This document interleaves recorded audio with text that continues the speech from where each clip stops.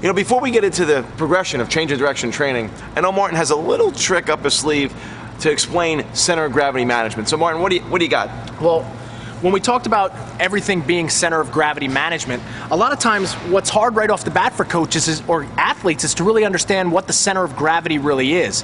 And in theory, the center of gravity is a space kind of about an inch below the navel. And to kids, that's hard to understand. And I'd always say to kids, your center of gravity's right here, your center of gravity's right here. And while I was wearing a stopwatch, I kept hitting the stopwatch. And I started to notice that, well, man, hey guys, the center of gravity, if you look, it's right here. And what's interesting is when I turn to the side and I bend forward, the center of gravity actually stays in the right spot. So now my center of gravity is actually right here. It leaves the body when you change positions.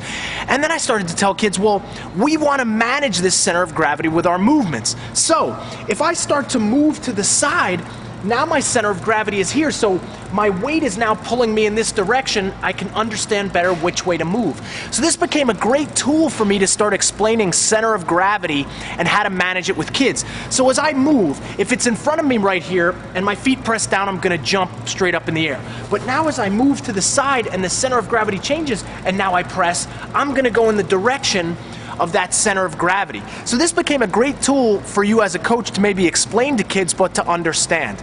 Now, the first part to understand about center of gravity management is we also have to look at the base of support. So right here, my base of support is very narrow.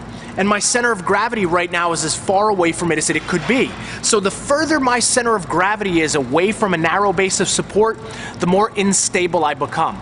So right here, I'm not in a great position to change direction or move anywhere, and I'm going to be easy to knock down. So now I make the base of support even larger, but I still keep the center of gravity away by standing tall. I'm a little more balanced, but still it's going to be more difficult to change direction and move around. But in the next stage, now to understand center of gravity, now I'm getting my center of gravity closer to my base of support, which we like to call the athletic position, we call the landing position. Now I'm in a position to really move side to side, and this stopwatch is a great tool, a great little trick to key that for kids. So hey, where's your center of gravity at in relation to your base of support? Is it right over it? Is it low to it? Is it close? Is your base of support wide enough to stay stable and balanced?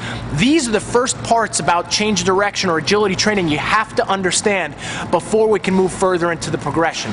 So coaches, get your kids to understand what center of gravity is, what base of support is, and when you look at human movement, you've got to look at the interrelationship between both of them, and that's going to cue us for everything that we do in the progression on this DVD.